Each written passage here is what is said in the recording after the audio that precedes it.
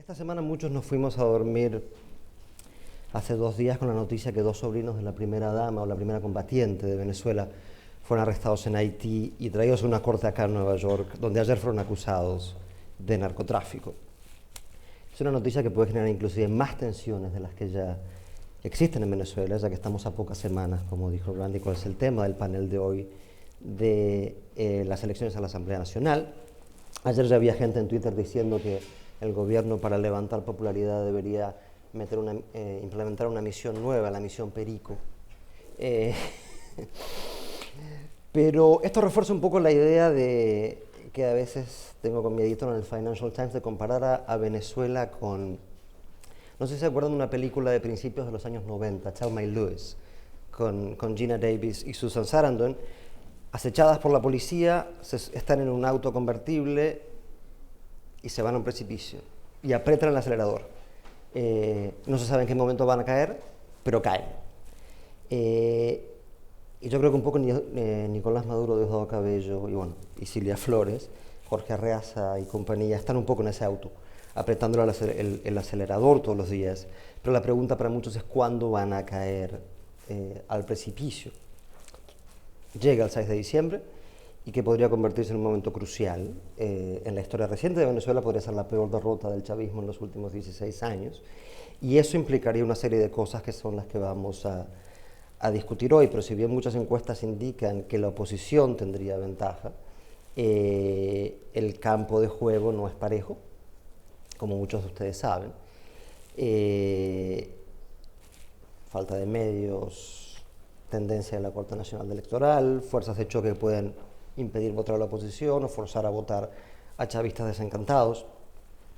Pero bueno, la idea hoy es conversar eso durante un poco más de una hora y después abrir el piso a preguntas, tanto aquí en Park Avenue como las que nos van a mandar algunos lectores de Caracas Chronicles por email. Y para poder hacer eso, de alguna manera me siento bastante cómodo y familiar con este panel, ya que Daniel, aparte de todas las cosas que hace, escribe unas columnas excelentes para nosotros en el Financial Times, y tanto Luis Vicente como Francisco son dos cerebros brillantes de los cuales están en mi panteón de fuentes preferidas cuando tengo que escribir sobre Venezuela. Empecemos con el escenario de hoy en día. Y me gustaría que los tres, desde su punto de vista, me digan cómo llega a Venezuela. La economía, la polarización política, la situación de derechos civiles, la seguridad ciudadana, a las elecciones del 6 de diciembre. Luis Vicente, si quieres empezar tú. Sí, bueno, primero encantadísimo de estar aquí y compartir un poco nuestra visión sobre el entorno venezolano, ¿no? ¿Cómo llegas a la elección? Llegas a la elección en una crisis económica muy, muy severa, muy importante, que mezcla dos elementos, digamos, fuertes. El primero, los impactos del modelo de control e intervencionismo estatal sobre la economía, y que se traduce en distorsiones gigantes que el gobierno, lejos de actuar sobre ellas de manera, digamos, racional, económicamente hablando, lo que ha hecho es tratar el típico concepto de tapar las distorsiones de un control controlando más. Y entonces luego tienes unos huecos peores que vuelves a controlar, y al final de cuentas, evidentemente pierdes completamente el control de la economía, y lo vemos en distorsiones gigantes cambiarias, de precios, de desabastecimiento, pero sobre todo una pérdida muy importante de la confianza, tanto de los consumidores como de los inversionistas. Y eso pues hace todavía más difícil la recuperación económica del país. Pero a eso se le añade una caída significativa en los precios del petróleo, que hace todavía más evidente la crisis. O sea, los impactos del control siempre han estado ahí, no es la primera vez ni es tan reciente que estén controlando, pero es más difícil cuando ya no tienes los dólares para poder maquillar o cubrir el hueco que esa distorsión genera. Entonces, llegas con cerca de 90% de la población evaluando mal o muy mal la situación del país. Más de 80% de los sentimientos que la población venezolana manifiesta tener son negativos: tristeza, angustia, frustración, miedo, rabia, y eso genera obviamente un impacto político, y el impacto político es clásico. Hay una correlación entre la percepción de crisis económica y la evaluación de gestión que hace la población del presidente Maduro. Y entonces, y cierro con esto, el presidente Maduro es obviamente afectado por esa crisis y percepción de crisis, la mezcla, reduce sus niveles de popularidad, pierde más de 30 puntos porcentuales con respecto al momento de arranque de su gobierno, que tampoco había arrancado de una manera espectacular, había ganado la elección por apenas un poco menos que 2 puntos porcentuales. Por lo tanto, perder 30 puntos para un presidente que gana en la agüita, como decimos en Venezuela, es evidentemente un drama frente a la elección parlamentaria que enfrenta ahora en diciembre. Antes de pasar a Francisco, ¿cuál es la última lectura de encuestas aproximada de cuánta ventaja podría tener la oposición? Bueno, no es posible para nosotros proyectar la ventaja en términos de diputados, que es lo que en realidad, esto es una elección parlamentaria y nos interesaría saber cómo va a quedar el Parlamento, cuál es la fuerza que van a tener cada uno de ellos en ese Parlamento. Ahora estamos trabajando en las estimaciones, porque lo que nosotros tenemos ahorita es la, digamos, estimación de los votos totales en el país. Ahí el gobierno tiene un problema crítico en términos de la elección, porque la popularidad del presidente en caída también se traduce en una reducción importante de la disposición de voto de la población por el chavismo, que creo no está completamente correlacionada con la popularidad, pero no correlacionada, no está explicada toda, pero una parte muy importante viene de ahí. Y dependiendo de las encuestas y los momentos, estamos hablando de una diferencia muy importante entre 25 y 35 puntos, que es quizás la diferencia más grande que nosotros hemos visto en los últimos 20 años en una encuesta, incluyendo los picos de popularidad del presidente Chávez. Sin embargo, de nuevo, estamos hablando ahí de los votos totales. Los votos totales no se traducen igual en términos de diputados. ¿Por qué? Primero, la forma de cálculo, la forma de elección de los diputados es mixta. La primera es que 54 diputados, 51 más los 3 indígenas, se eligen con una metodología diferente a la metodología nominal. Por ejemplo, tú escoges los 51 diputados que vienen de los estados, 2 por cada estado excepto los 3 grandes, Miranda, Zulia y Carabobo, que escogen 3, los escoges por el método de Hunt, que significa que tu primer candidato que gana es el que obtenga la mayoría simple, más del 50% de los votos. Pero el segundo diputado es elegido para la segunda fuerza política, excepto si la primera duplica en votación a su adversario. Es decir, para tú obtener el segundo diputado por lista, no basta que tú ganes con 60% ni con 70% de los votos. Necesitas duplicar a tu adversario para obtener el segundo. Entonces, es muy poco probable que de esos 51, bueno, no se repartan de una manera relativamente equitativa. Gracias. Francisco. Gracias. Bueno, otra vez, también muchísimas gracias por estar aquí y por darnos la oportunidad de tener un intercambio de ideas. Yo quiero hablar de economía, pero además, como Luis Vicente se puso a hablar del tema de los circuitos, entonces también me dieron ganas de hablar de eso y contrastar un poco ideas, por ponerlo de cierta forma. Miren, yo creo que en términos de la economía, estoy totalmente de acuerdo con el diagnóstico básico que hace Luis Vicente, pero yo creo que nosotros tenemos que ponerle dimensiones a lo que está pasando y entender de qué tipo de fenómenos estamos hablando. La economía venezolana en los últimos 3 años, las exportaciones petroleras de Venezuela han caído de 94.000 millones de dólares a 41.000 millones de dólares. Esa es una caída del 56%. Esa es, en un periodo de 3 años, es la caída más intensa que han tenido las exportaciones petroleras en la historia de Venezuela. El único evento que es comparable en magnitud es el evento alrededor del Viernes Negro. Pero incluso ahí, la caída fue un poco más intensa a lo largo de 5 años, del 81 al 86. Pero si ustedes ven los 3 primeros años de eso, del 81 al 84, se encuentra con una caída que fue menor a la que nosotros hemos tenido ahora. O sea, este es el shock externo más grande al que se ha enfrentado Venezuela. Además, es un shock externo. El shock externo del 82 llega en un momento de prosperidad. El shock externo de estos tiempos llega en un momento en el cual ya la economía tenía problemas, y algunos de esos problemas tienen que ver, yo estoy de acuerdo que con las políticas de controles, pero yo quisiera establecer una distinción, porque las políticas económicas del gobierno, de los gobiernos de Hugo Chávez y de Nicolás Maduro, no han sido uniformes, no han sido las mismas políticas a lo largo del tiempo.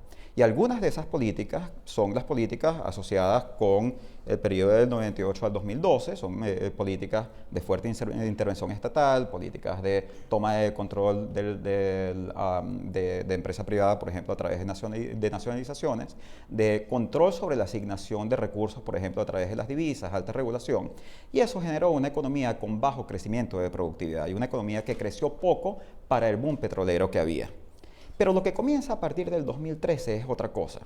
Es eso más muy fuertes restricciones al sistema de precios. En Venezuela las restricciones al sistema de precios eran relativamente moderadas y por lo tanto permitían que funcionase una economía privada. Y a partir del 2013 la política económica del gobierno de Nicolás Maduro es una política económica que esencialmente se basa en controles de precios y un control de precios fundamental, que es el control cambiario, que le quitan a la economía privada el instrumento de asignación de recursos que tiene. Y no hay nada peor que dejar a una economía privada, una economía donde el 64% de la asignación de recursos la hace el sector privado, sin precios. Y eso es lo que yo creo que lleva al hecho de que nosotros cuando teníamos un barril de petróleo a 100, hace aproximadamente un año, un poco más de un año, igual teníamos un problema de escasez que ya en ese momento era importante. Eso es malo, porque eso hace que el ajuste sea más difícil.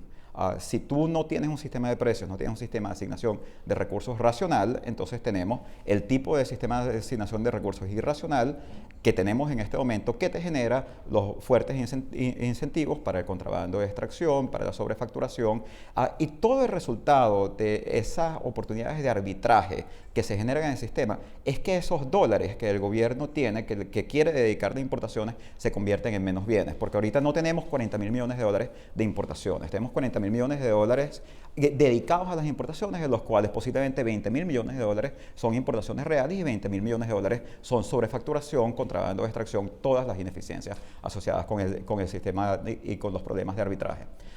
Eso tiene, el lado bueno que tiene eso es que esa parte es relativamente fácil de curar, porque tiene que ver con restablecer el funcionamiento de un sistema de precios. Porque la economía venezolana está artificialmente contraída y por lo tanto yo creo que si nosotros le devolvemos un poco de racionalidad a este sistema de precios, la economía venezolana puede expandirse relativamente rápido. Claro, también tiene que seguir lidiando con este shock externo. Así que no necesariamente va a ser una recuperación que nosotros vamos a pasar a crecer al 10%, pero yo sí creo que una estabilización de la economía y un restablecimiento, un crecimiento con estabilidad macroeconómica es algo relativamente factible si nosotros abordamos las distorsiones macroeconómicas. Ahora, Luis Vicente tocó el tema electoral y a mí esto me parece un tema muy interesante y nosotros hemos tenido muchas diferencias porque yo este tema lo veo como algo relativamente sencillo. Es cierto que de un número nacional uno no puede sacar inferencias sobre circuitos. Bueno, eso es bastante relativo. O sea, efectivamente hay un número de circuitos y esos circuitos son más que la sola circunscripción nacional, pero uno también sabe, nosotros hemos tenido muchas elecciones en Venezuela y nosotros sabemos que cuando sube el voto nacional, en general los circuitos más o menos se mueven en esa misma dirección, en cierta intensidad, y dado que tenemos toda esa experiencia en Venezuela y en muchísimos otros países, nosotros perfectamente sabemos que hay formas en las que uno puede aproximar esto. ¿Cuál es la forma más intuitiva, más normal? O sea, digamos, ¿qué es lo primero que a uno se le debería ocurrir hacer? Luis Vicente, tú dices que tus encuestas dan entre 25 y 35% de ventaja, ¿ok? Digamos en promedio 30 puntos. ¿Qué pasa si nosotros agarramos todos los circuitos? Y esto, para los que nos estén viendo en Caracas Chronicles, los que sean suficientemente rápidos con Excel, esto lo pueden hacer en Excel en 15 minutos. Agárrense, bájense los resultados por circuitos del CNE. Y pregúntense, ¿qué pasa si en cada uno de esos circuitos la oposición tiene 30 puntos más que lo que tenía en el 2010? Porque si la oposición subió 30 puntos a nivel nacional, la primera inferencia directa es que la oposición tiene 30 puntos más en todos los circuitos. Si la oposición tiene, ese es el punto de partida. Si la oposición tiene 30 puntos más en todos los circuitos, la oposición gana el 85% de los circuitos. Y con respecto a los votos listas, la oposición se lleva el 60% de los votos listas. Por lo tanto, la oposición queda con el 78% de los diputados. Es cierto que el 66% de los votos a nivel nacional no implica el 66% de las curules, implica el 78% de las curules. Y esto no es algo que estamos inventando en Venezuela, este es el sesgo mayoritario de los sistemas fuertemente nominales, porque este sistema fue diseñado para favorecer a la mayoría, y en un momento favoreció a la mayoría, le permitía convertir una mayoría en el voto popular en una supermayoría parlamentaria, y en este momento también favorece a la mayoría, y por lo tanto hace alcanzable la supermayoría tanto de 3/5 como de 2/3 partes. Si en este momento, con este margen, y les pongo el cálculo de este nivel, nosotros hemos calculado cuál es el nivel de votos por el cual la oposición necesitaría ganar para sacar 2/3 partes. Necesitaría ganar con una ventaja de 18 puntos. Eso quiere decir que si la ventaja en este momento está en 30 puntos, la oposición está sacando 12 puntos por encima de lo que necesita para tener 2/3 partes. Esto es como que nosotros nos estuviésemos yendo a una elección presidencial con un candidato con 12 puntos de ventaja. Que de hecho, ¿te acuerdas cuál fue a la que fuimos así en el 2012, en la que ganó Chávez? Y encuestadores como Luis Vicente estaban diciendo, basados sobre las encuestas, que lo lógico es esperar que gane Chávez como efectivamente ocurrió. Y yo diría aquí lo mismo, basado en las encuestas, es lógico esperar que la oposición saque 2/3 partes. Que se puede dar una sorpresa, que un candidato puede subir 12 puntos, 15 puntos, que Capriles podría haber subido 15 puntos y haber remontado eso, sí, era posible, era improbable. Que el chavismo pueda subir 12, 15 puntos, sí, es posible, es improbable, y yo creo que es mucho más improbable con la magnitud de crisis económica que tenemos hoy en día. Ahora volvemos a este argumento. Pero Daniel, todo esto, estos números de encuestas, más allá de la crisis económica, asumo que también el deterioro en términos de derechos civiles, de libertad de prensa, de seguridad ciudadana sobre todo, ha influido mucho en todo esto, ¿o no? Bueno, eso es un punto que quería tocar contigo. Ante todo quería dar las gracias a SCOA y a Caracas Chronicles, a Guillermo, por haberme invitado aquí con estas tres eminencias. Pero tu analogía de Thelma y Luis me pareció muy interesante por varias razones. Primero, porque en Caracas uno no puede andar en convertible porque lo secuestran. Segundo, porque Thelma y Luis, y no he visto la película desde como 1993, cuando tenía como 10 años, pero yo creo que ellos se lanzaron por ese barranco porque tomaron una decisión que eso es lo que ellas querían hacer. Y yo no estoy seguro que eso es la manera que lo está tratando el gobierno venezolano. Yo creo que el gobierno venezolano lleva más de un año esperando un milagro, esperando que el precio del petróleo suba, esperando que la popularidad de Nicolás Maduro, que realmente con una breve excepción lo que ha hecho es caer desde que lo eligieron, vuelva a recuperarse. Yo creo que ellos están sumamente optimistas que algún milagro va a llegar en algún momento que los va a rescatar. Y mientras tanto van a estar completamente paralíticos esperando ese milagro, tanto a nivel económico como a nivel político. Y ese mismo parálisis yo creo que es lo que más define a Venezuela mientras que nos acercamos a las elecciones. Es parálisis, nada ha cambiado. Desde que eligieron a Nicolás Maduro han cambiado el CENCOEX o el CADIVI CENCOEX una vez, justo después de la elección. Ahorita tenemos un desconecto en que el mercado paralelo valora un bolívar venezolano a más de 800 y oficialmente está a 6.3. Eso significa que las oportunidades para arbitraje están fuera de serie. Cualquier importador pierde dinero incluso sin control de precio. Porque tú tienes que utilizar la mayoría del dinero que le den para arbitraje. Porque no hay ningún precio en que uno pueda vender en la calle que va a acercarse a 100x, que es más o menos lo que uno se puede ganar si vendes los dólares que te dan. Y eso crea un sistema moral de que la gente se aprovecha de un sistema que realmente no tiene reglas. Y mientras que nos vamos acercando a estas elecciones, yo creo que esa idea de que las reglas son pocas es lo que más va a definir tanto las elecciones como lo que viene después. Yo creo que hay un tema ahí sumamente importante, que lo que comentó Andrés ahorita de la seguridad, y Luis Vicente puede hablar más respecto de esto que yo creo que eso normalmente no es algo que el pueblo venezolano culpa directamente al gobierno por la falta de seguridad. Pero la inflación, por lo que entiendo, es diferente. Y Venezuela tiene una inflación que la FMI aproxima a 140% para este año. La contracción económica está a casi 10%. Los bonos venezolanos, que yo creo que son muy sólida medida de cómo el mundo exterior ve a Venezuela y sus prospectos a futuro, el riesgo que les pone el mercado es más alto que Argentina, que está en default. Que Grecia, que votó públicamente para decir que estaba en default, que Ucrania, que está bajo invasión. Venezuela se ve como, Andrés comentó, algo especialmente caótico. Pero dentro de ese caos yo creo que hay cierta lógica de que el gobierno jura que eventualmente, tarde o temprano, el espíritu de Chávez o el destino, el espíritu del socialismo universal va a venir y rescatarlo. Y se le está acabando el tiempo. Después de las elecciones, si se supone que por lo menos la mayoría sencilla, la mayoría simple va a ir a la oposición, pueden perder uno de los 5 poderes. Ahora, esto no es mucho. Hay 5 poderes en Venezuela, de los cuales 2 no están particularmente bien definidos.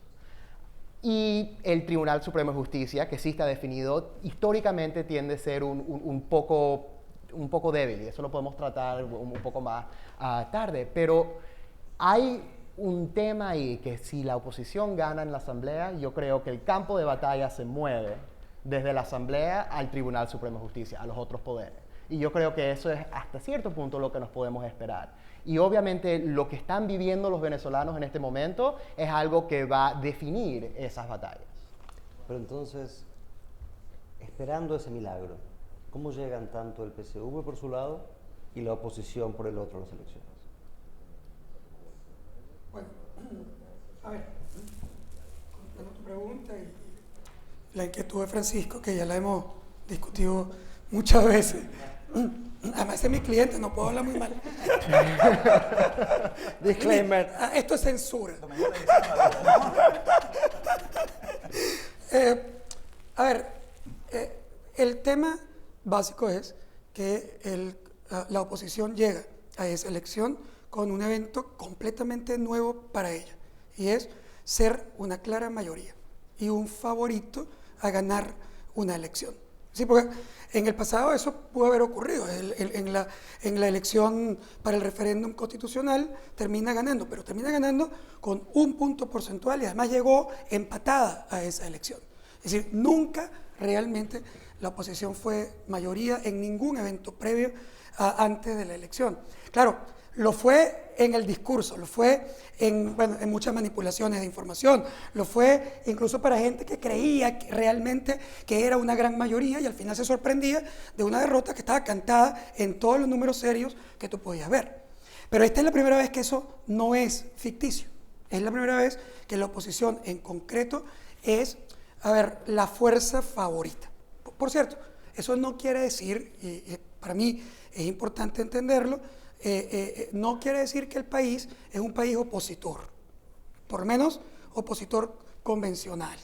Es decir, es un país que cuando tú le preguntas cómo ve usted la gestión del presidente Maduro, el presidente Maduro en efecto cae 30 puntos, su popularidad oscila entre 20 y 25%, etcétera, que es un problema para Maduro. Sin embargo, si en esa misma pregunta tú le preguntas cómo evalúa usted la gestión del presidente Chávez por el bienestar del país, el presidente Chávez muerto por el bienestar del país, la evaluación del presidente Chávez es 57% positiva. Es decir, en la misma encuesta donde Maduro tiene 20 a 25, Chávez tiene 35 puntos más que el presidente Maduro. Bueno, es un poco extraño plantearse que un opositor te va a decir que Chávez era chévere. Es decir, eso no es tan simple. Es decir, para un opositor Chávez también es la base del problema.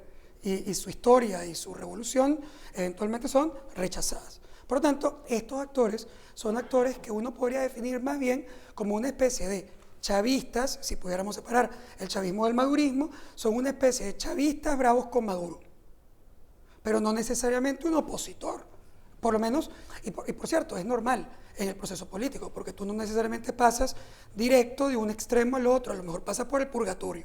Es decir, pasa básicamente por ese intermedio donde tú te desanimas, te desencantas, todavía no te has enamorado, empiezas a mirar y luego puedes consolidar ese proceso posteriormente. Entonces, ahí el tema es que para la oposición arranca una campaña donde es mayoría, donde tiene una oportunidad de capitalizar un voto castigo, donde además puede sacar más votos que la gente que realmente confía en ellos o está conectado emocional y políticamente con ellos. Puede sacar más votos porque hay una gente que no está votando realmente por ellos, sino porque está votando castigo o porque quiere algún balance de poder, pero no está enamorado de una propuesta, de un liderazgo o de una organización.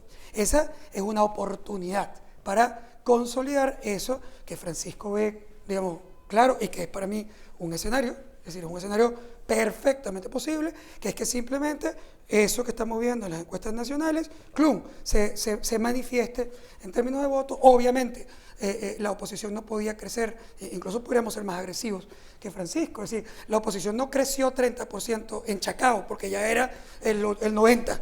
Por lo tanto, si creció 30 en el total, tiene que haber crecido más que 30 en algunas zonas donde no estaba. Entonces, incluso podría ser más fuerte su crecimiento en términos de los circuitos remotos que se volteen. Ese escenario es un escenario perfectamente posible. Y ahí te conduciría a una derrota espectacular del chavismo en la Asamblea Nacional.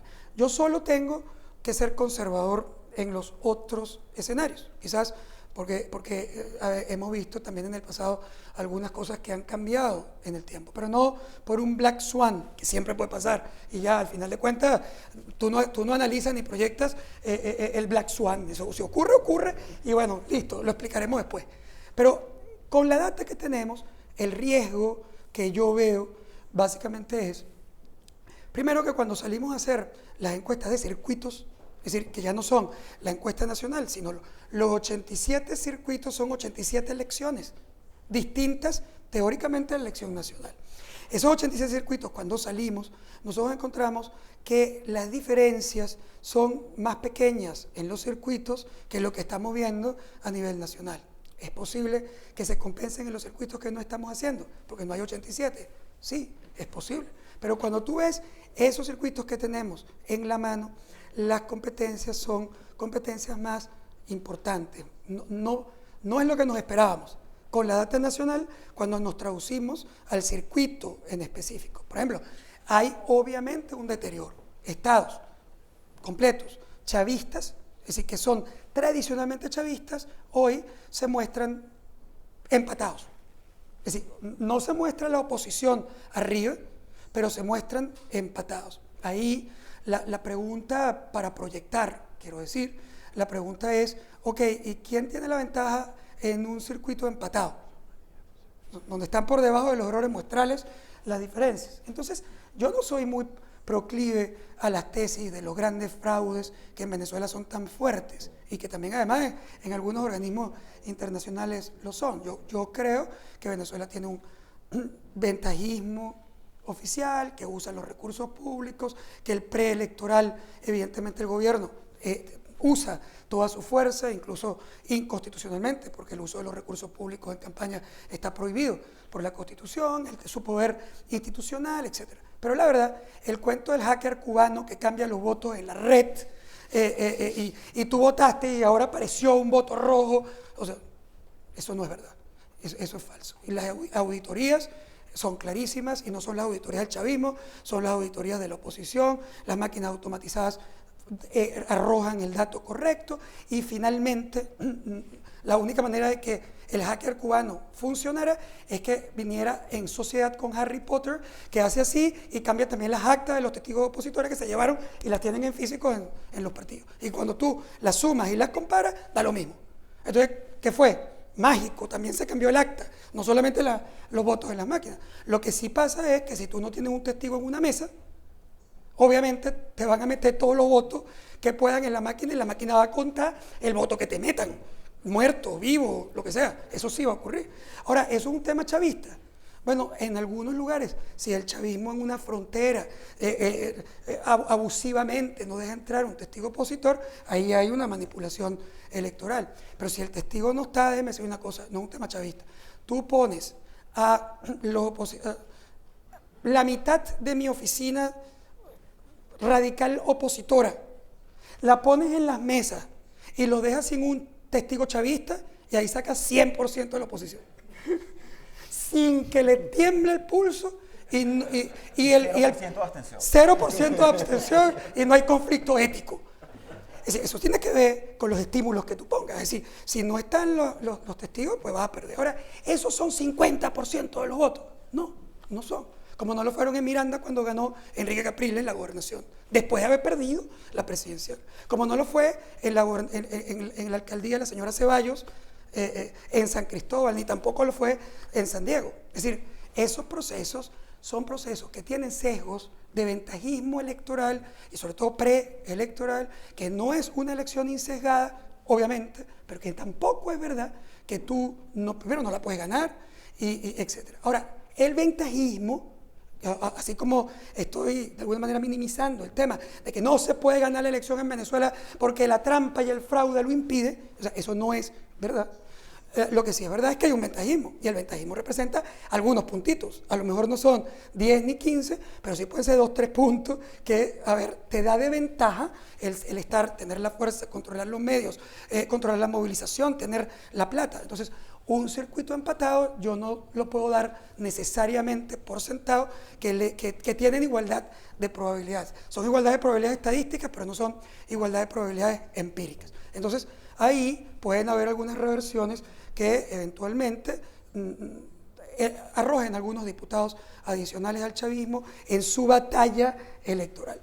Y luego el tema es con los independientes. Si tú los revisas, esos independientes por ahora son abstencionistas, muy abstencionistas. Estamos hablando de que en los independientes, que representan cerca del 40% de la población total, solo dice que van a votar el 40%. O sea, el 40% del 40%. Eso quiere decir que hay 60% de independientes que te dicen que se van a abstener, que son abstencionistas. Cuando tú los exploras, o sea, los cruzas, consigues que esos abstencionistas son conectados con Chávez. No quieren a Maduro, aprueban la gestión de Chávez y se sienten conectados con ellos. Bueno, ahí hay un segundo riesgo, no quiero decir de derrota, porque al final de cuentas, de nuevo, en este momento la oposición, si hacemos la fotografía sin considerar el final de la campaña, la oposición es mayoría y difícilmente el gobierno puede cerrar ese gap. Es decir, hoy la oposición gana, la pregunta es ¿con cuánto? O sea, la pregunta es si gana una mayoría simple, si gana una mayoría 3/5 o si gana una mayoría calificada. Hoy, de nuevo, estas 3 semanas también tenemos que seguirlas. Pero en ese proceso, si por ejemplo el chavismo logra una chavetización de la campaña, y quiere decir que la gente perciba que esos candidatos son más de Chávez y del legado de Chávez que los candidatos que maduristas, ellos pueden tener, y lo combinas con una fuerte capacidad de movilización inducida que el gobierno sí tiene, tú podrías, de nuevo, no voltear la tortilla, pero podrías reducir. Aquí estamos hablando de 2 diputados pueden cambiar la mayoría de 3/5 o 2/3. Entonces, cualquier pequeño proceso te impide llegar al máximo que es esa mayoría calificada. Y cierro con el tema entonces final de la campaña. Ya no me refiero a los Black Swans, que siempre es una posibilidad, pero no me interesan.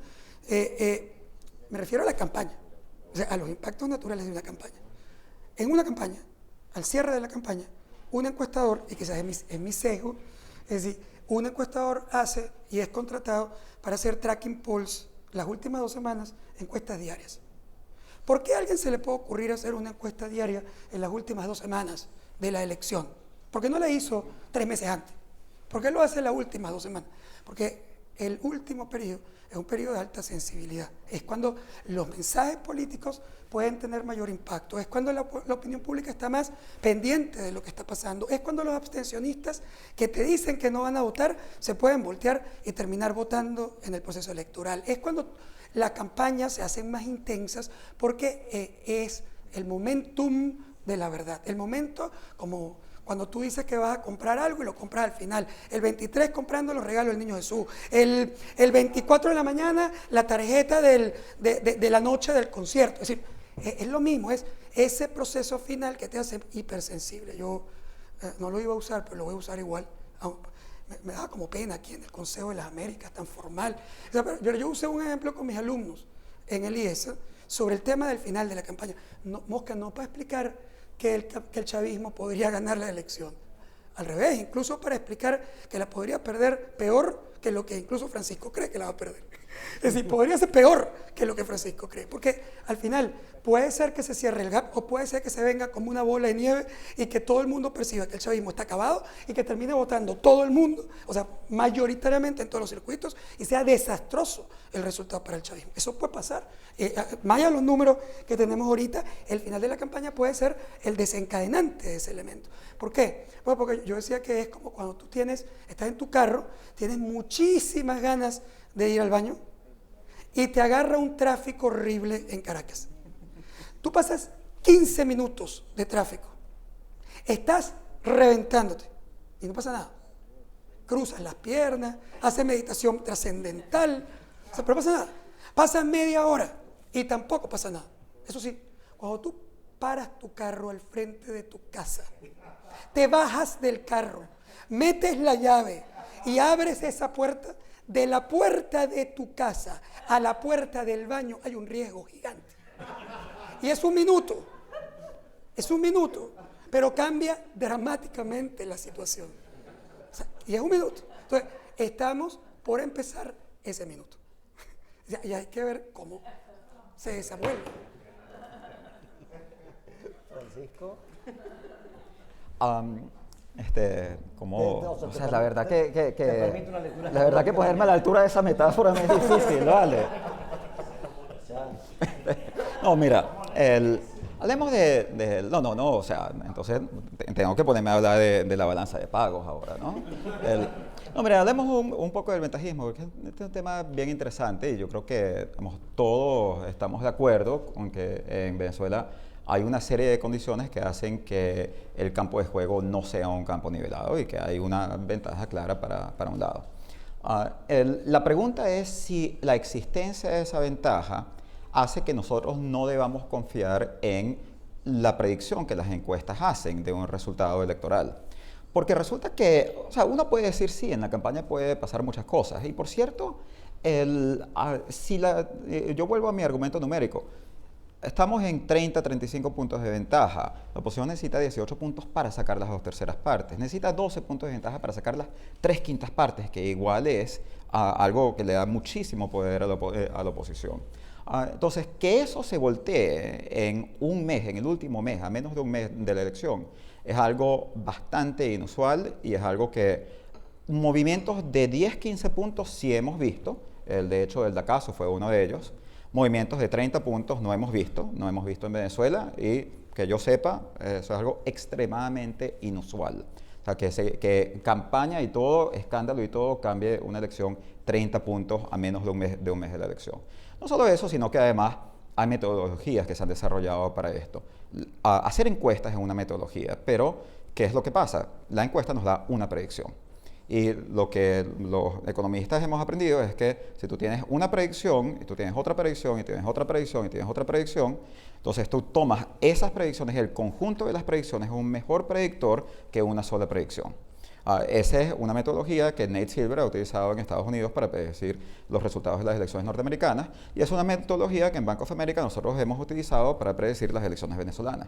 En el 2012 nosotros hicimos un agregado de todas las encuestadoras utilizando el récord histórico del poder predictivo de todas esas encuestadoras. Una de las encuestadoras con menor sesgo en su predicción histórica, de hecho, es Data Analysis, que tiene un sesgo de entre 0 y 1% en promedio, que es muy bueno. Esa es la razón por la que yo soy tu cliente, no porque me trates bien, sino porque eres bueno.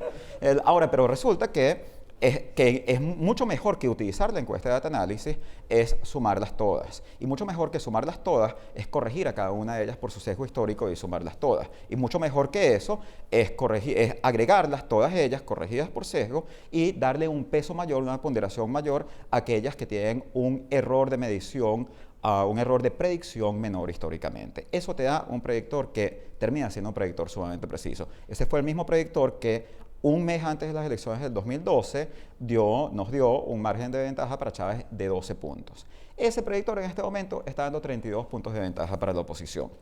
Entonces, sí, yo creo que eso puede cambiar. Y yo sí creo que nosotros tenemos que contemplar escenarios en los cuales la oposición no saque las 2/3 partes. Para mí esos son escenarios a los cuales yo le asigno una probabilidad sustancialmente menor a 50%. También creo que tenemos que contemplar un escenario en el que la oposición no saque las 3/5 partes. Eso yo creo que la probabilidad que les explica es relativamente menor.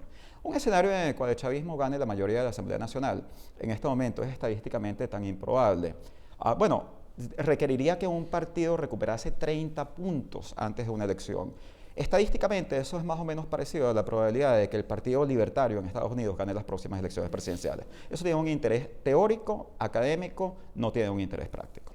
Ahora, pasemos a hablar entonces de la balanza de pagos. Miren, yo creo que aquí hay algo interesante, yo quería volver aquí. Lo que es interesante es que mis dos colegas han hablado de pensamiento mágico. Daniel habla de pensamiento mágico del chavismo. Entonces el chavismo está esperando que Chávez los salve, que venga, que suban los precios del petróleo, que pase algo, ¿no?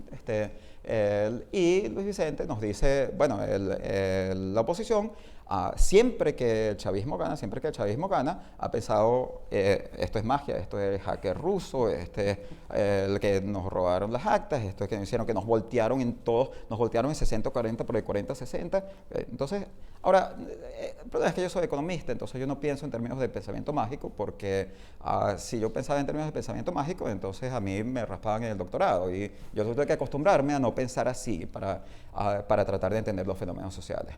Y yo creo que lo que está pasando ahorita en el seno del gobierno actual es algo sumamente interesante. Y yo creo que nosotros tenemos que tratar de entender, si queremos entender a Venezuela, tenemos que tratar de entender este proceso de toma de decisiones. Porque es un proceso de toma de decisiones que yo no creo que está tanto anclado sobre el pensamiento mágico, pero sí ha llevado a una serie de errores que habrían sido fácilmente evitables y que yo creo que habrían sido evitados en otras etapas del chavismo en el poder y que fueron evitados. O sea, este es un gobierno que se ha empeñado en no devaluar. Este es un gobierno que en el 2013 dijo vamos a devaluar, pero vamos a devaluar poquito, menos que lo que era necesario. Y en el 2013 ha decidido no tocar el tipo de cambio. Y que se ha planteado, cada vez que se plantea un ajuste cambiario, dice, si nosotros hacemos ese ajuste cambiario va a ser peor. Esta es una lógica muy distinta que la lógica que tenía Chávez en el poder. O sea, Chávez devaluaba, cada 2-3 años devaluaba, había una devaluación significativa, esa devaluación se planificaba, se anunciaba, usualmente se buscaba el fin de semana largo, se anunciaba el viernes antes de un fin de semana largo, la gente iba para la playa, en ese momento la gente no se enteraba, y bueno, después cuando llegaban el miércoles, medio enratonados todavía, bueno, entonces, de verdad que sí, el tipo de cambio cambió, entonces se minimizaba, pero esto estaba muy bien planificado para minimizar el riesgo social asociado con este tipo de medidas, lo cual además es un aprendizaje en la implementación de las políticas públicas frente a la idea de aplicar un programa de ajustes un martes antes del último día de la quincena, que fue el 27 de febrero de 1989. Entonces, el chavismo aprendió sobre cómo formular e implementar políticas públicas. Ese aprendizaje se implementó durante Chávez y dictó la forma en la que Chávez devaluaba. Y resulta que eso se olvidó. En el nuevo gobierno se olvidó. Y hay gente que tomó esas decisiones. Jorge Giordani tomó esas decisiones. Nelson Merentes tomó esas decisiones. Y de repente tenemos un gobierno que piensa, no, aquí lo que nosotros tenemos que hacer es mantener el precio de todo. Y si aquí hay escasez, no ajustamos los precios, sino que más bien obligamos a la gente a mantener precios aún más bajos que los que están manteniendo. En el seno del gobierno se planteó un programa de ajustes hace aproximadamente un año. Ese programa de ajustes fue planteado por Rafael Ramírez como vicepresidente de Economía. Ese programa de ajustes contemplaba una unificación cambiaria, contemplaba un aumento de precio de la gasolina, contemplaba una serie de medidas racionales desde el punto de vista macroeconómico que le habrían dado una cierta estabilidad a la economía y que la habrían dejado en una posición no tan débil como en la que estuvo para enfrentarse a una caída de los precios del petróleo. Y el gobierno decidió no hacerlo. ¿Y por qué decidió hacerlo? Por razones políticas. Pero ¿cómo es que decidió no hacerlo por razones políticas? Si justamente las razones políticas son las razones por las que debió haberlo hecho, porque si lo hubiese hecho no estaría perdiendo las elecciones por 30 puntos. De repente las estaría perdiendo por 15 o por 10, y ahí sí que podría mantener la mayoría en la asamblea, y ahí sí que algunos de estos instrumentos de manipulación podrían cambiar y alterar el mapa político. Yo creo que nosotros lo que hemos visto es un breakdown en la racionalidad de la toma de decisiones. La toma de decisión de no publicar ningún dato es una decisión claramente irracional. En otras situaciones hay gobiernos que se han enfrentado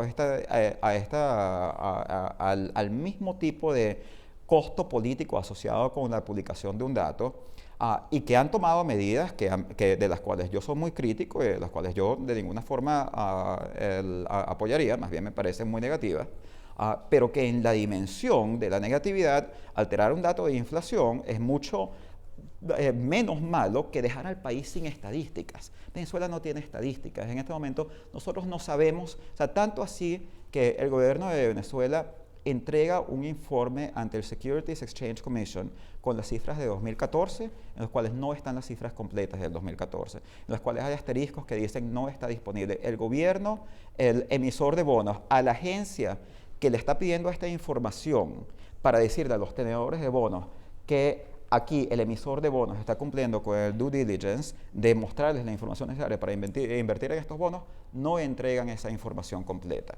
¿Por qué corren ese riesgo? O sea, ¿por qué corren el riesgo de que un inversionista se presente y diga, aquí el emisor de este bono no me está dando la información adecuada, esta es una información con la que no se puede tomar una decisión?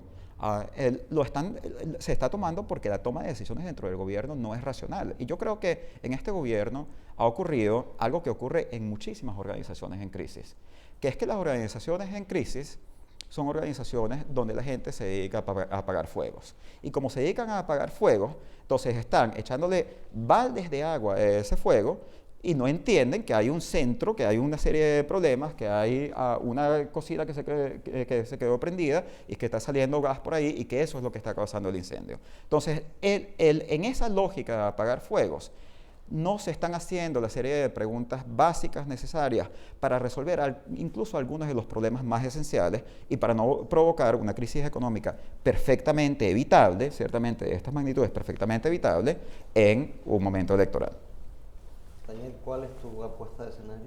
Bueno, yo diría que una analogía que a mí me gusta mucho utilizar con mis estudiantes es que en un país normal, un país que esté funcionando como uno se espera que los países funcionen, ver digamos, el panorama de bonos, o incluso el panorama político es un poquito como un juego de ajedrez. Ves las piezas, no necesariamente sabes qué viene, tienes que adivinar un poco, no sabes qué está planificando el otro, tienes que responder, pero las piezas todo el mundo las ve. Venezuela es más como un juego de póker.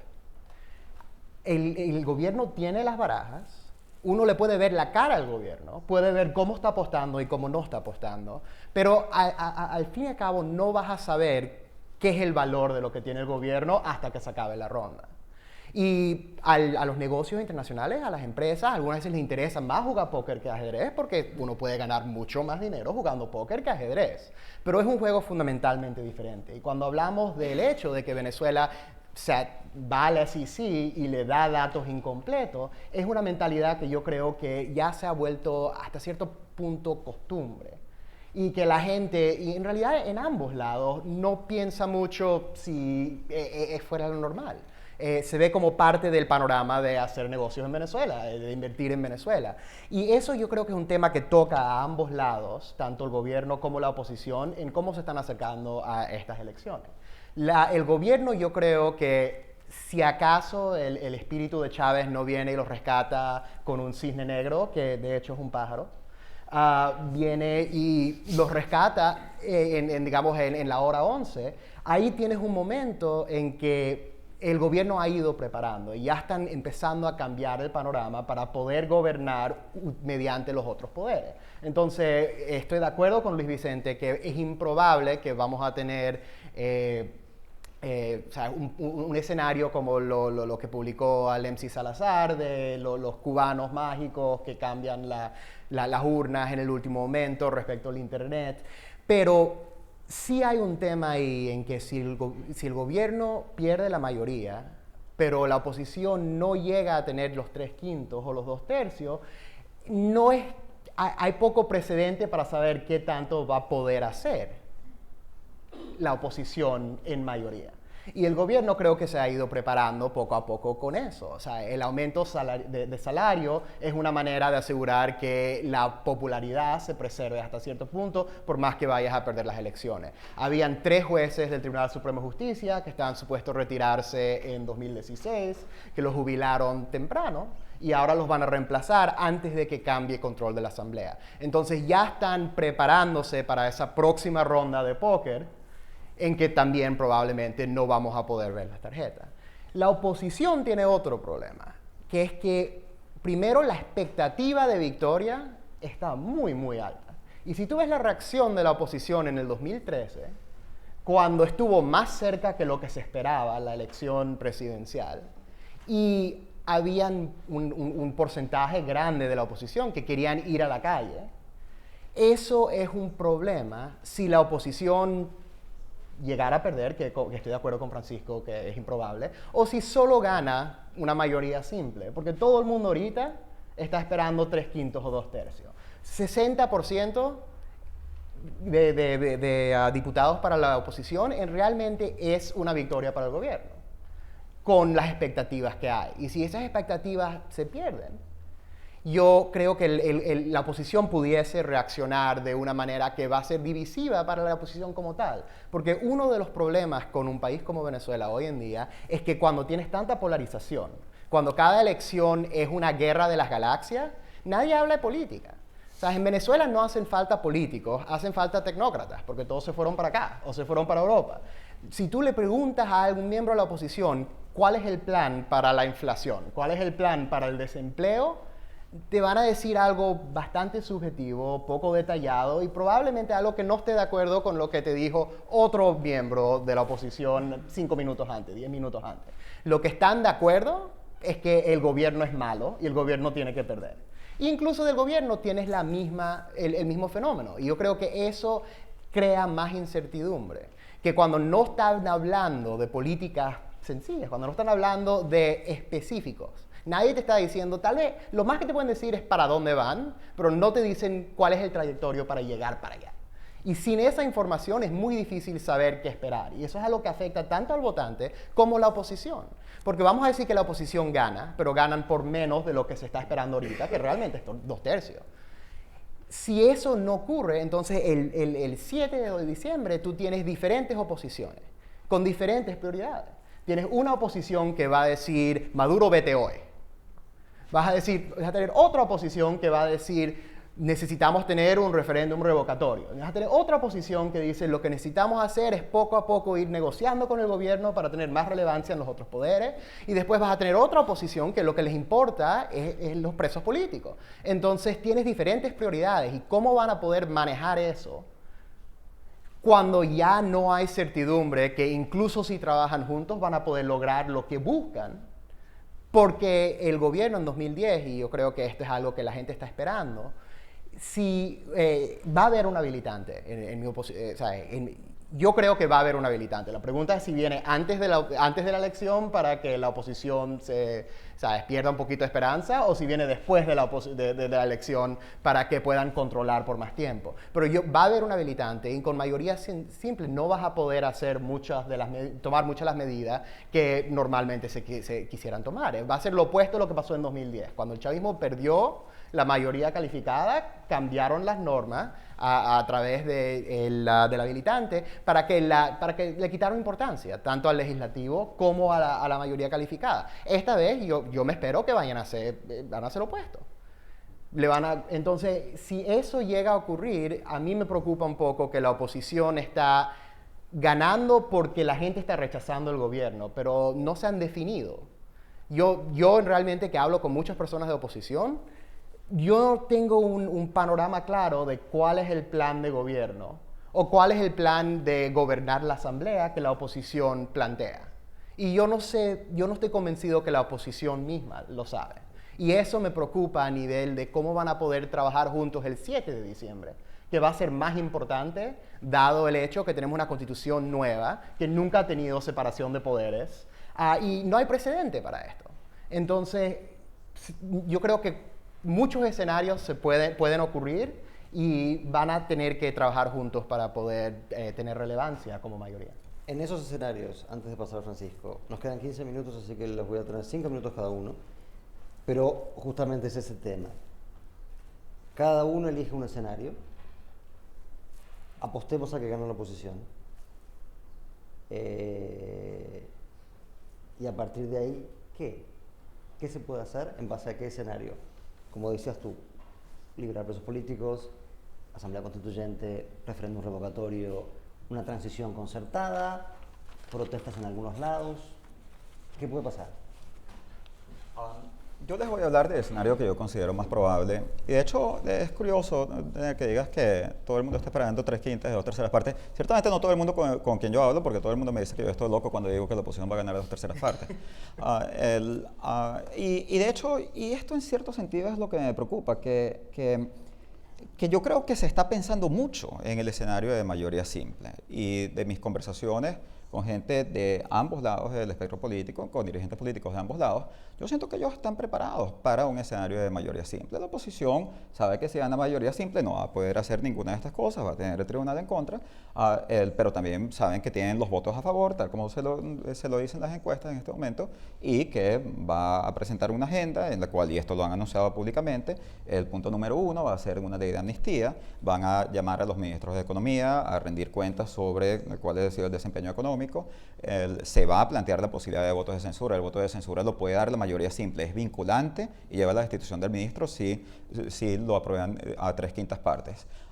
Y hay una estrategia en la cual el gobierno va a verse frente a dos opciones. Una opción es la de acoplarse a las decisiones de la Asamblea y aceptarlas, y por lo tanto aceptar una cohabitación, en cuyo caso los dirigentes de oposición dicen que ellos están de acuerdo con cohabitar con el gobierno bajo esas condiciones, pero por supuesto eso quiere decir que si la oposición aprueba una ley de amnistía y esa ley de amnistía decide la liberación de los presos políticos, las personas que han sido calificados como presos políticos por esa ley que salen a ser liberados, tienen que ser liberados por el gobierno. Si el gobierno no los libera, entonces eso es una de las razones que se le presenta al electorado para promover el referéndum revocatorio. El referéndum revocatorio que hasta ahora la oposición no ha querido promover por una razón lógica, porque yo creo que al votante venezolano, que justamente piensa como dice Luis Vicente que piensa, una cosa es que le digan, bueno, nosotros queremos que nos elijan para la asamblea, porque entre otras cosas, como Maduro está cometiendo tantos errores, entonces mejor mandémosle una señal a Maduro para que haga un buen gobierno. Otra cosa es que le digan, vamos a sacar al presidente. Eso puede ser otra votación y por lo tanto la oposición, consciente de eso, no quiere generar el rechazo que llevaría en este momento un planteamiento de referéndum revocatorio y no quiere además generar más conductas defensivas que lo necesario de parte del chavismo si lo amenaza con eso. El chavismo también tiene su plan y justamente todo el nombramiento de magistrados en el tribunal tiene que ver con el plan de cómo reaccionar frente a una mayoría simple de la Asamblea. Entonces, ese escenario, a mí me parece que es un escenario que es relativamente más fácil de predecir porque los dos lados tienen su estrategia. Y de repente sí, va a ir hacia un conflicto, pero por lo menos yo sé que es lo que los dos lados van a hacer porque los dos lados ya lo han planificado. Pero como nadie cree que la oposición va a sacar 2/3 partes, ni el gobierno ni la oposición, entonces nadie se ha preguntado, bueno, ¿y qué hacemos? O sea, ¿qué hacemos? ¿Qué hace la oposición si se da cuenta el día después de las elecciones que tiene la capacidad constitucional de llamar a una Asamblea Nacional Constituyente? Que la Asamblea Nacional Constituyente puede destituir a todos los poderes y nombrarlos por poderes transitorios. Que la jurisprudencia que establece eso está justamente en la Constituyente del 99 que cerró el Congreso en el año 2000.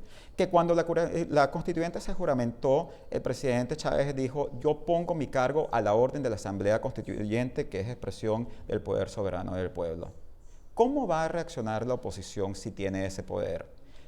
¿Cómo va a reaccionar el chavismo cuando se dé cuenta que la oposición tiene el poder como para borrar todo su poder constitucional? ¿Va a haber suficiente visión en la oposición como para entender que una victoria que le puede haber dado una mayoría apabullante a la oposición, pero como resultado del voto castigo emitido por unos venezolanos, de los cuales el 57%, como dijo Luis Vicente, tienen una buena imagen del presidente Chávez, que llegar en ese contexto y utilizar ese poder para tratar de borrar al chavismo es uno de los peores errores históricos que se pueden cometer en la historia venezolana. Yo tengo temor a que la oposición no tenga esa visión. Yo le tengo temor en este momento no a que el chavismo gane, yo le tengo temor a mi escenario, al escenario en el que yo pienso que la oposición va a ganar apabullantemente. Porque en Venezuela se diseñó y el chavismo diseñó un sistema en el que el ganador se queda con todo. Cuando la Corte Suprema acepta en el año 2000 que la constituyente puede cerrar el Congreso, efectivamente permite instaurar unas reglas en las cuales un presidente de la República le puede decir a todos los poderes: yo llamo a una constituyente y como yo soy popular, yo gano y por lo tanto yo los cierro a ustedes. Y esa es la explicación de por qué los poderes venezolanos están sujetos a la presidencia de la República, están sujetos a una presidencia popular. Lo que pasa es que ese mismo sistema donde el ganador se queda con todo, ahora puede favorecer a la oposición. Si nosotros tenemos una oposición que tiene todo el poder, que ganó 2/3 partes, un sistema de el ganador toma todo, señores, estamos en el 12 de abril del 2002. Y es un escenario que yo creo que nosotros los venezolanos tenemos que prepararnos para evitar nuevamente. Porque si nosotros tenemos ese escenario, los costos pueden ser peores que lo que nosotros hemos vivido durante los últimos 13 años.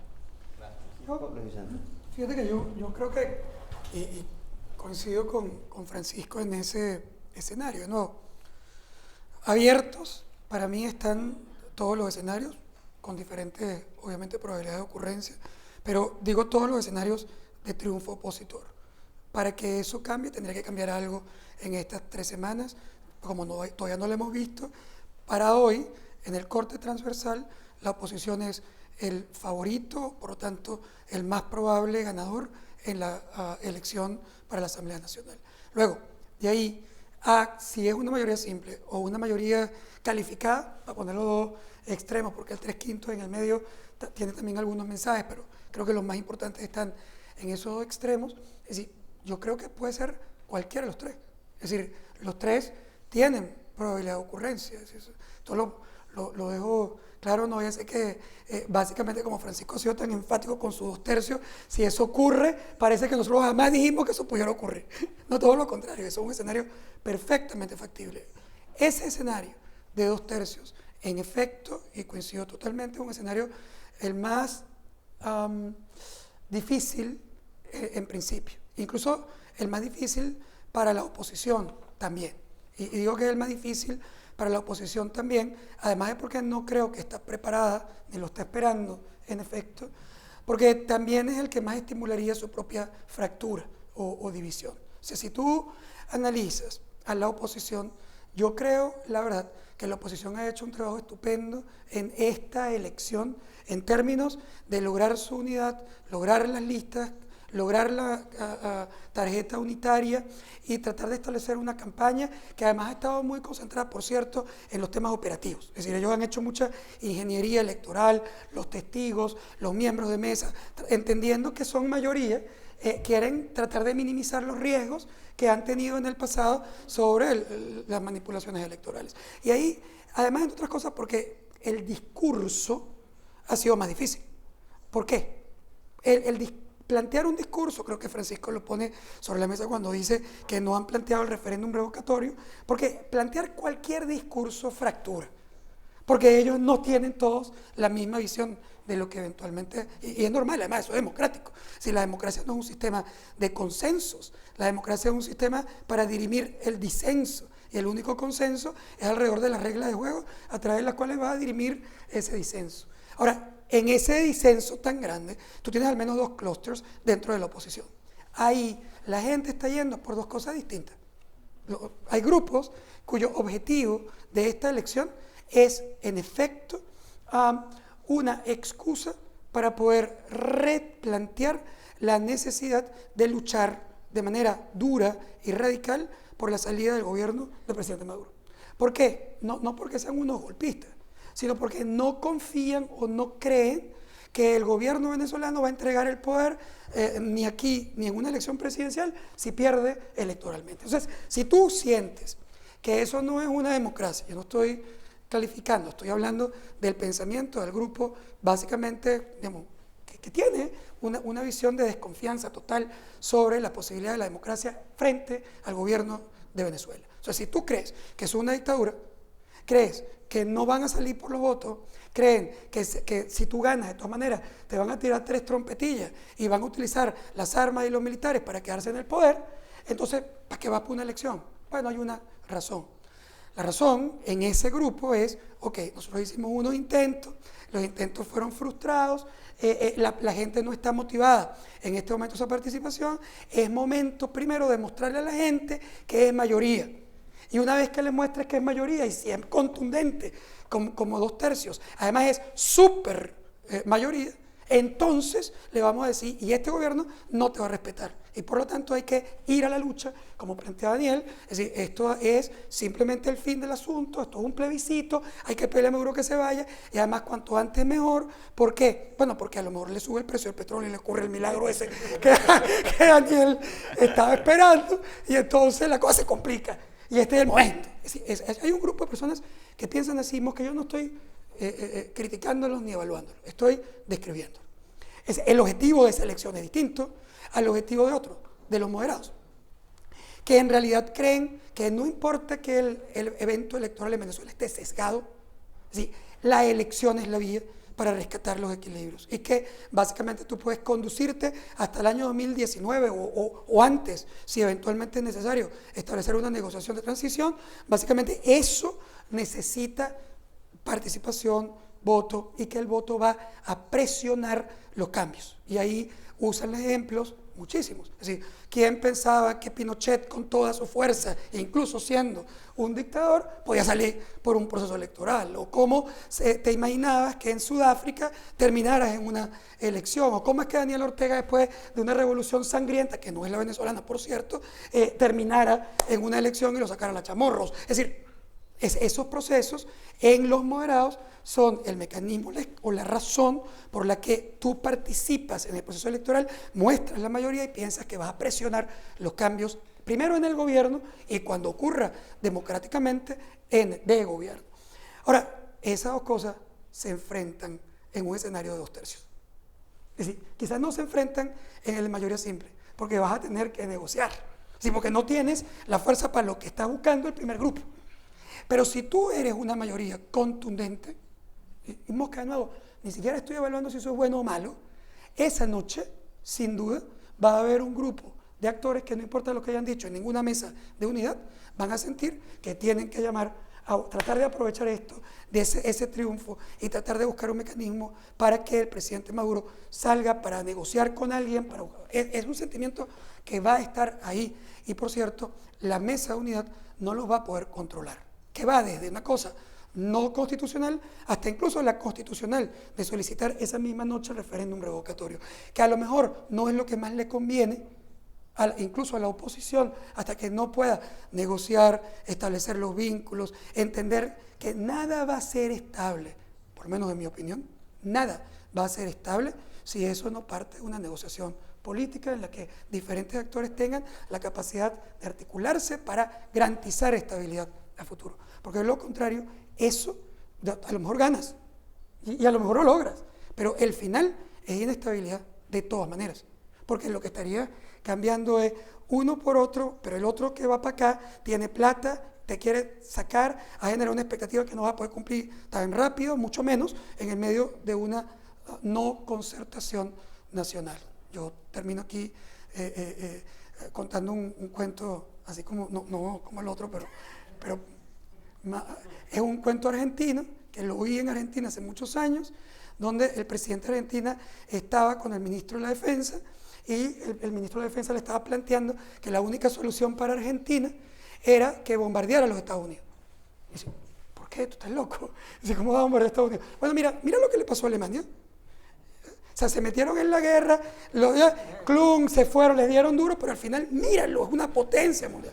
Mira los japoneses, bombardearon Pearl Harbor, los americanos se pusieron furiosos, se fueron contra ellos. ¿Y qué pasó al final? Míralos, una potencia. Nosotros tenemos que bombardear a Estados Unidos, aguantamos nuestro rollo y después nos van a ayudar, plan no sé qué, y vamos a salir adelante. Y el presidente argentino se le queda y dice, oye, eso parece una buena idea, y digamos, tiene sentido, pero ¿y si ganamos? Acordate que invadimos Inglaterra. Rapidito, que quiero dejar tiempo para las preguntas, pero hablando de los escenarios, yo creo que estoy de acuerdo con mucho de lo que se ha dicho. Me pareció interesante que Luis Vicente mencionó a Pinochet, porque yo creo que el ejemplo de Pinochet es interesante, porque ese ejemplo cambia mucho.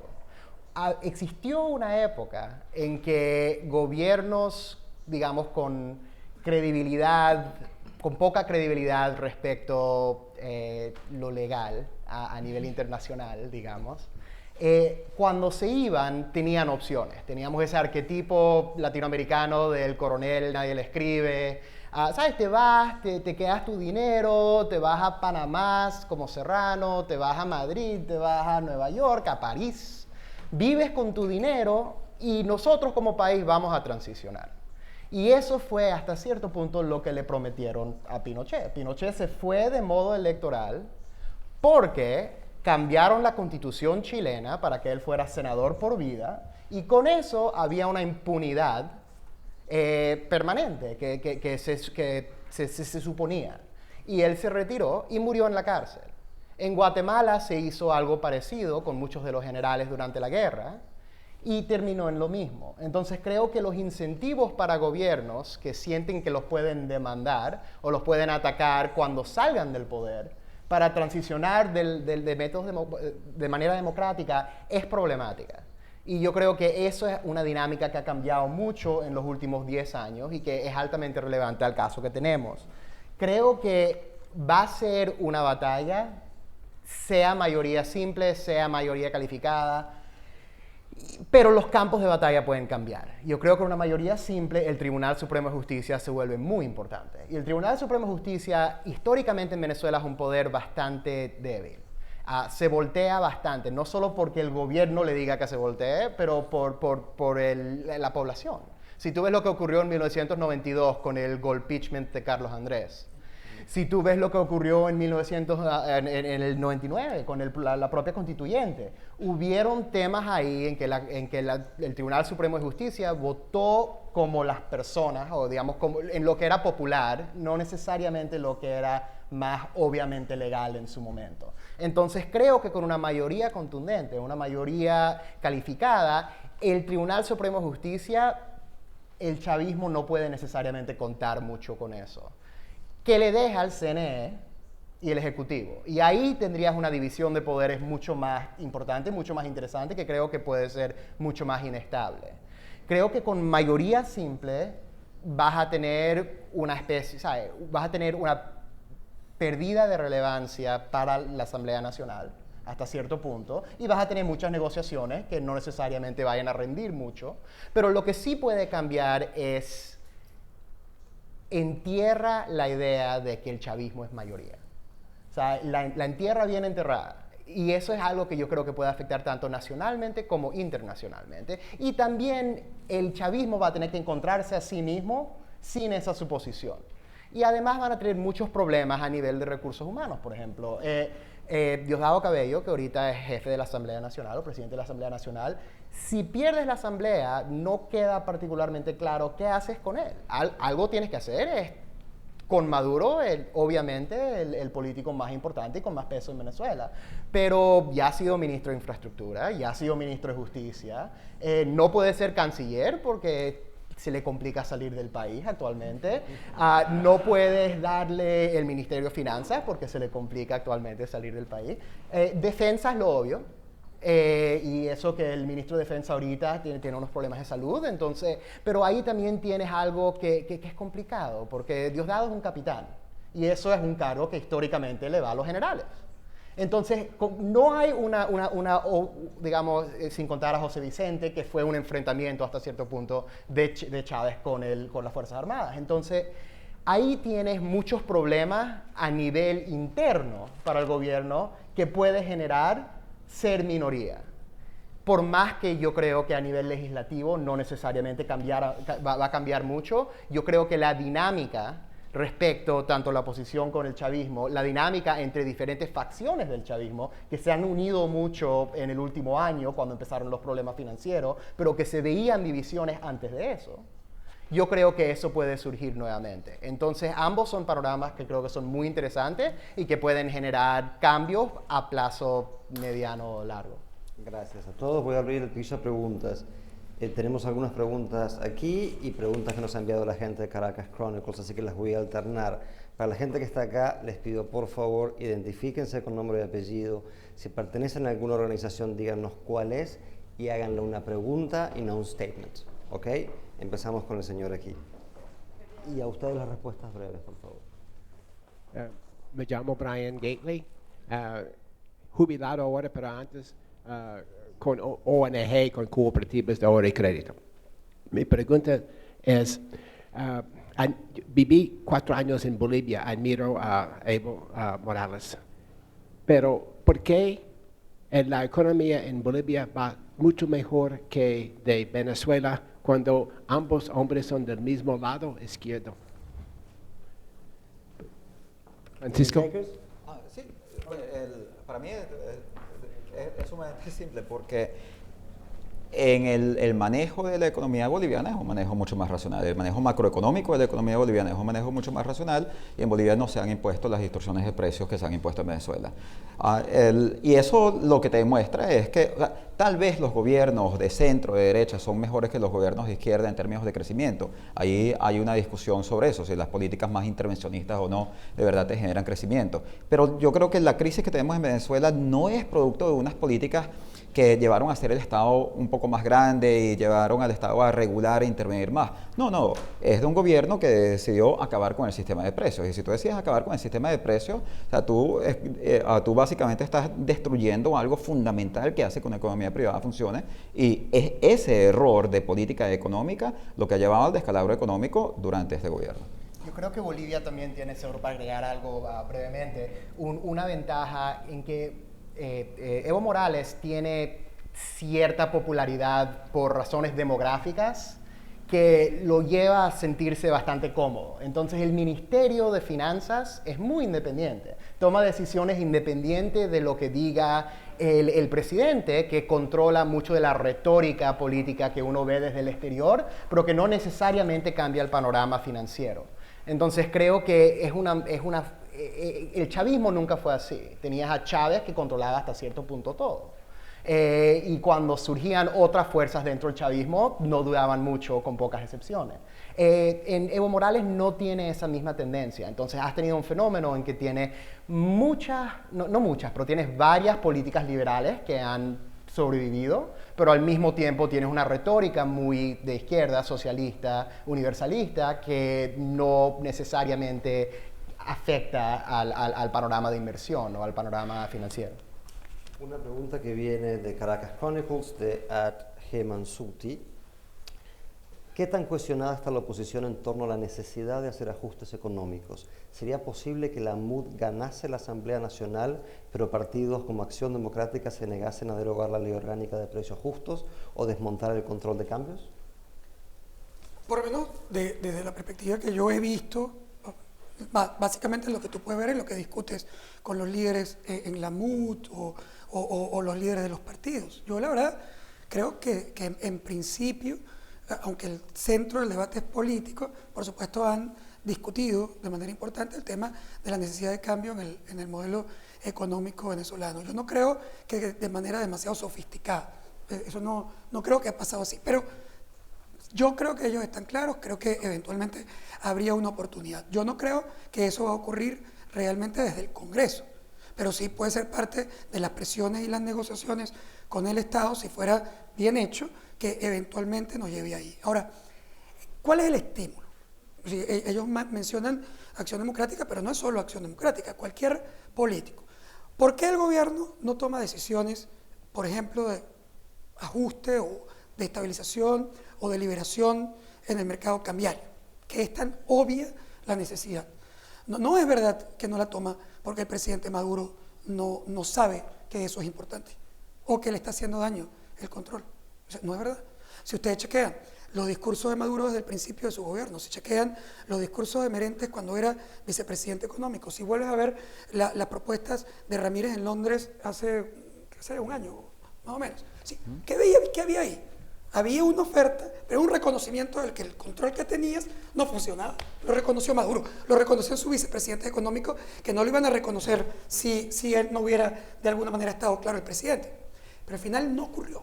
Es decir, no hicieron nada luego de reconocer la necesidad de cambio. Yo creo que no son hipótesis, pero creo que primero tenían un miedo al costo político de la acción, incluso yo, y ahí coincido con Francisco, creo que además un miedo sobredimensionado, porque podría haber tenido impactos positivos que no estabas considerando, pero en todo caso, creo eventualmente que tenía miedo al costo político, por un lado. Por otro lado, también son prisioneros de los beneficiarios de la distorsión. Es decir, ahí en esas distorsiones también hay una gente que hace unos grandes negocios y eso pues eventualmente genera restricciones en el juego, y también están los radicales y te da miedo fracturar hacia el interior al chavismo cuando no es fuerte. Entonces, todas esas cosas han, en mi opinión, explicado la dificultad. Ahora, para los opositores tampoco será muy fácil proponer ellos una devaluación o un incremento de precios, etc. Por supuesto no lo van a plantear así, pero el gobierno lo va a colocar sobre la mesa como es ese proceso, y lo van a llamar fondos monetaristas, y no sé, como si eso fuera además una cosa horripilante. Es decir, eso va a pasar, y es probable que a los políticos opositores tampoco les guste mucho exponerse y que sus estímulos para hacerlos dueños de eso tampoco sea claro. Yo no he visto realmente ninguna propuesta abierta de un líder importante de la oposición, a lo mejor algunos de los chiquiticos sí, pero de los líderes importantes, una propuesta real que asuma el cambio que el país requiere en el área económica. No existe, no hablan mucho de ese tema y tratan de evitarlo. Ahora, ¿cuál puede ser sí el estímulo para la oposición? Y ahí meto a todos. El estímulo puede ser más bien un actor que sí tiene un interés de provocar esos cambios, que son el sector empresarial. Es decir, el sector empresarial sí puede resultar importante. Primero, para el país, sí tiene una necesidad de cambio y sí puede tener mucho más nivel de influencia sobre algunos actores políticos para provocar que eso esté en la agenda de negociación. ¿Alguien más breve? Yo quería decir algo muy breve. Si nosotros vemos algunos estudios de opinión, nos damos cuenta que en este momento está aumentando el apoyo significativamente, incluso se está creando un consenso en la opinión pública venezolana a favor de resolver estos grandes desequilibrios. Solo el 11% de los venezolanos piensan que el control de cambios beneficia al pueblo. La mayoría de los venezolanos piensan que eso beneficia a los enchufados, o que no beneficia a nadie, o que beneficia al gobierno porque le da control político. Si nosotros preguntamos a la gente, por ejemplo, en la última encuesta con Data Analysis, hicimos una pregunta que es: ¿qué pensaría usted de que el gobierno mañana duplicase el precio de todos los bienes, pero así se resolviese el problema del abastecimiento? El 57% de los venezolanos piensan que estarían mejor o igual, y el 66% de los chavistas pensarían que estarían mejor o igual. O sea, que esa idea de que la base chavista es la que se opone a estas medidas es incorrecta. Más bien, yo creo que la base chavista está tan consciente en este momento que están perdiendo las elecciones por la crisis económica que quieren que el gobierno haga algo sobre esto. Yo creo que esta crisis ha sido tan traumática que tal vez una de las cosas buenas que va a salir de ella es que en el momento en que esta economía se estabilice, solamente la amenaza de volver a una economía como la que nosotros hemos tenido que vivir va a ser algo como para asustar a todo el mundo. Y eso es lo que nos va a permitir tener un Banco Central independiente, tener una macroeconomía ordenada, tener un déficit de un dígito bajo del PIB.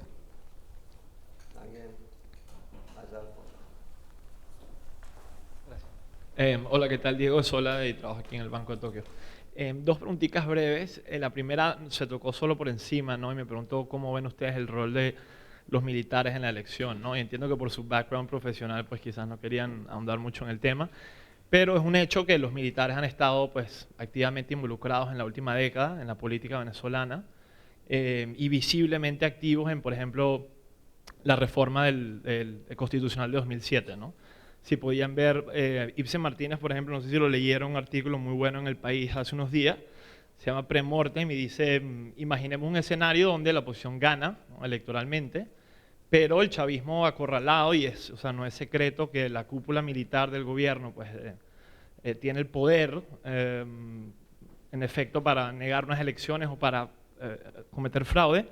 ¿Qué haría la oposición en ese escenario, ¿no? En las elecciones presidenciales donde perdió Capriles, o sea, donde ganó Capriles y decretó fraude, al final no se pudo hacer nada, ¿no? Entonces me pregunto cómo ven eso, sobre todo Francisco y Luis Vicente, que no lo comentaron tanto. Gracias.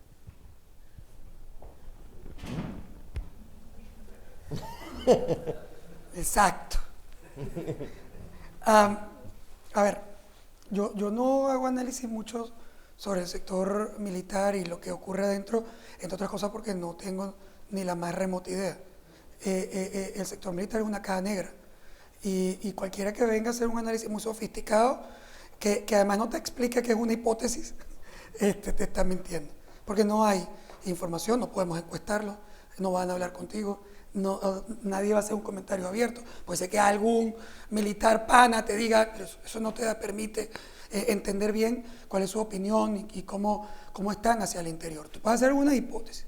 Por ejemplo, es obvio que el gobierno venezolano tiene una relación completamente, digamos, formal de gobierno con el sector militar.